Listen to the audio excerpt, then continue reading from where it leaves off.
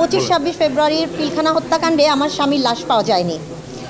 এরপর আমার স্বামীর হত্যাকাণ্ডের পরে আমাকে 4 বার ডিএনএ টেস্ট করানোর ব্যবস্থা করে দেওয়া হয় আমার সন্তানদের সাথে এবং আমার সন্তানের দাদার সাথে।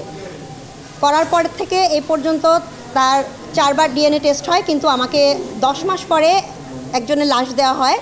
সেই লাশটা 47 বছর বয়সী ছিল এবং 5 ফিট 5 ইঞ্চি হাইটের ছিল, যেখানে আমার হাজব্যান্ড 25 ফেব্রুয়ারি 2009 সালে তার বয়স ছিল 28 বছর 5 মাস 25 দিন এবং তার হাইট ছিল 5 ফিট 10 ইঞ্চি, 5 ফিট 11.5 ইঞ্চি।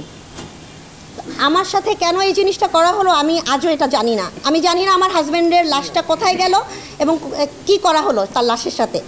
আমাকে একটা মিথ্যা কবর দেওয়া হয়েছে, আর আমি যতবারই এটার জন্য প্রতিক্রিয়া জানিয়েছি আমাকে বলা হয়েছে আমার হাজব্যান্ডকে দেশদ্রোহী করা হবে। আজকে আমি মিডিয়ার সামনে বলতে চাই, অবশ্যই হত্যাকাণ্ডের বিচার হতে হবে এবং আমার হাজব্যান্ডের জন্য সম্মানজনক একটা অবস্থা এনে দিতে হবে। আমি লবি রহমান, শহীদ কর্নেল কুদরত ইলাহির স্ত্রী।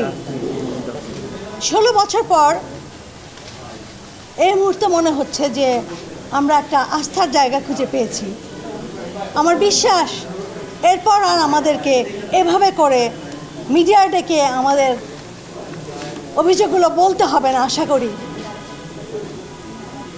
যতটুকু অভিযোগ করার আগে আপনারা জেনেছেন, এখনকার আমরা যতটুকু বিচার পাওয়ার জন্য করার আমরা ঠিক ততটুকুনি করেছি এবং আমরা বিশ্বাস করি যে আমরা এটা বিচার পাবো এবং সেই ষড়যন্ত্রকারীদেরকে সবাই দেখতে পাবেন, আমরা দেখতে পাবো, সবার সম্মুখে তাদেরকে নিয়ে আসা হোক, সেটাই আমাদের সবার প্রত্যাশা।